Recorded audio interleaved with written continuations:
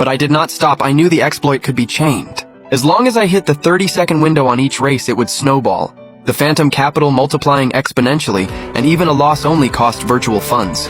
Round 3, round 4, my hands flew across the keyboard and mouse. Eyes tracking 3 different race windows with 3 different countdowns. Every move had to land within the second. 3:21 p.m. I executed the final round. The final account balance on screen, 726,800. 726,800. I had turned 5 grand into that. In under an hour, over 140 times my starting amount, I leaned back in the chair. Staring at the number on screen, my palms soaked with sweat. I hit withdraw and the site flagged it.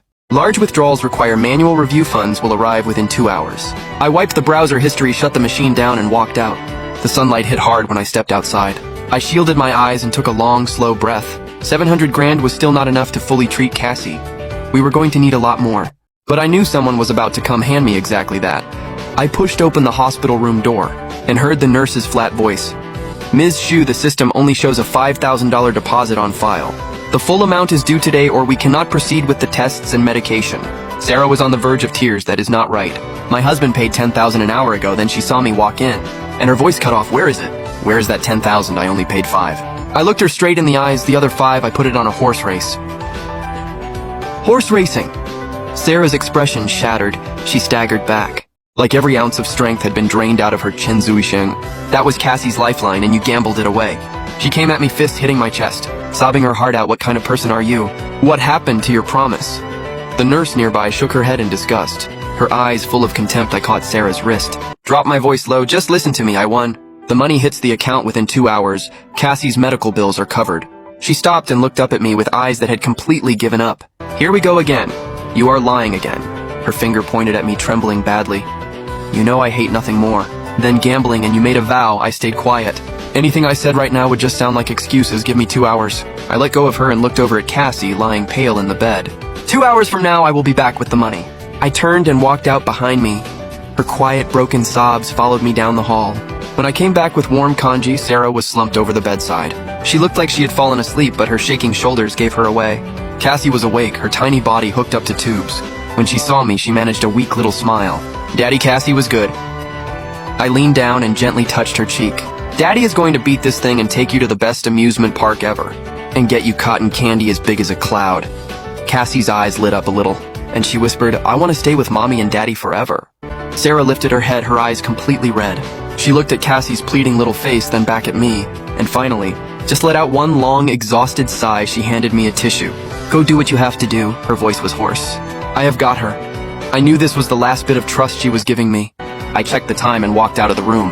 I did not look back. I came out of the hospital and was heading toward the bank when a black Mercedes cut in front of me. The door swung open and 2 stone-faced men in black stepped out. Mr. Chen, Mr. Gu would like a word in the car. That was fast. I nodded and got in. The interior was spacious, and a man in his 40s, dressed in a sharp tailored suit, sat across from me. His face was not threatening. He even carried a kind of refined, calm Gu Weidong.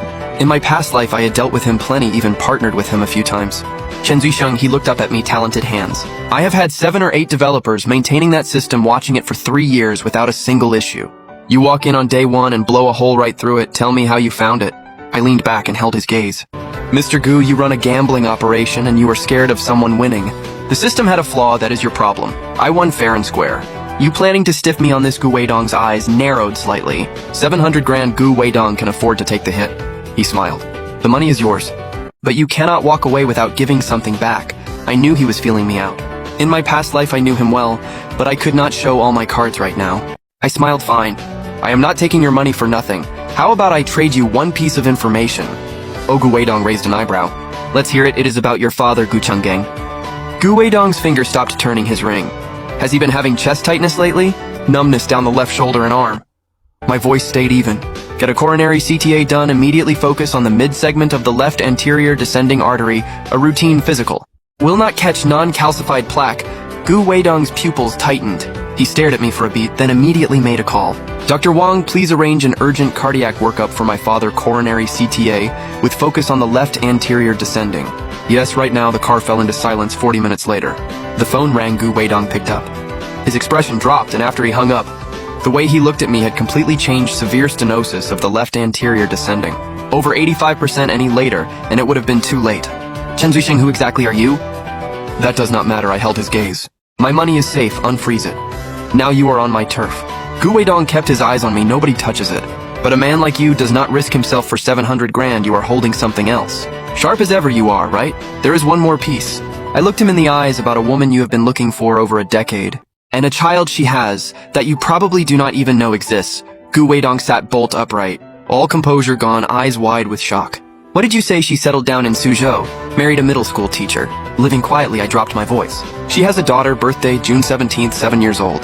Gu Weidong went pale. His fingers trembled slightly. That date, that age. He understood. You name your price. His voice went rough.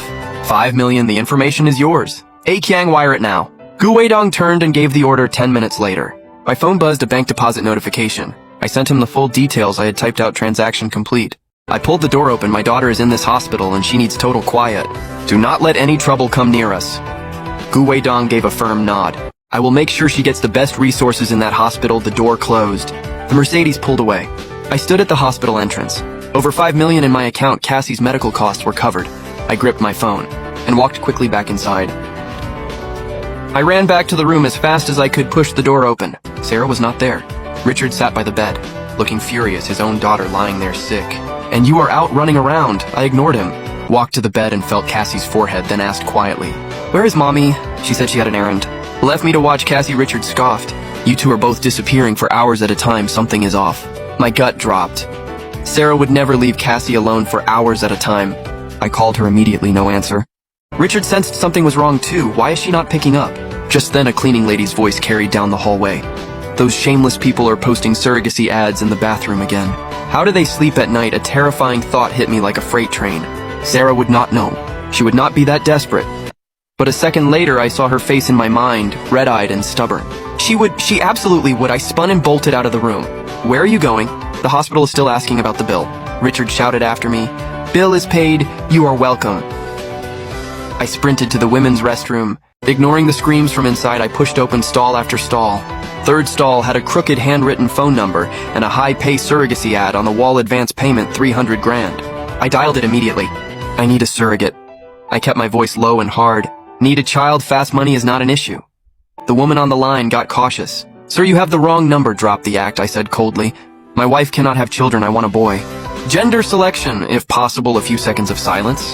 Then her tone warmed right up. Sir, you are well informed. We can do that. Price-wise, money is not the issue. I cut her off, but I want to choose the candidate. No one who has done this before. First time only, never been pregnant. Young, healthy, good genes. First timer, we do not have anyone available right now. She hesitated. Really no one? I pushed harder. She stumbled. How did you know we have that kind of placement? I said coldly.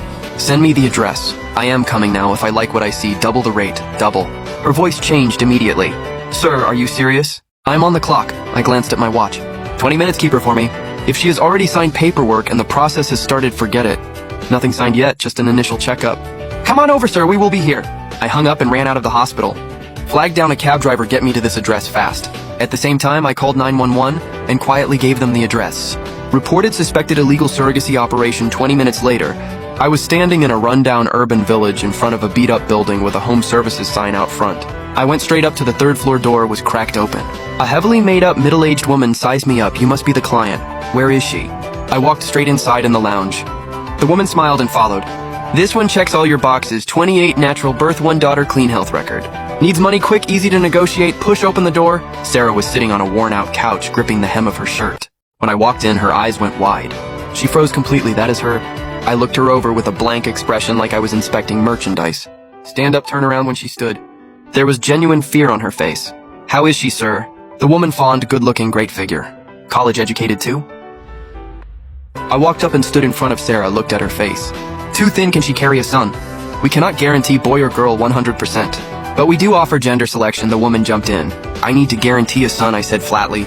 I will pay whatever it takes, but if it comes out a girl, you take full responsibility, sir. That is an enormous risk. Big risk, big reward. I turned and looked straight at the woman. I want this one.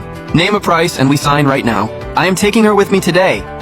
The woman froze. Sir, that is not how the process works. I pulled a bank card out of my pocket. Money is not the issue, but I am taking her with me right now. The woman's eyes shifted. Sir, that is against protocol. If we just hand her over, get someone who can actually make this call. I stared her down. Or admit that you cannot. Her expression flickered. Sir, give me just a moment. She stepped out and pulled the door shut behind her. The second the door closed, Sarah rushed to me. Grabbed my arm. "You are crazy. Let's just go right now." I squeezed her hand. "Trust me." Footsteps came from outside the door, swung open.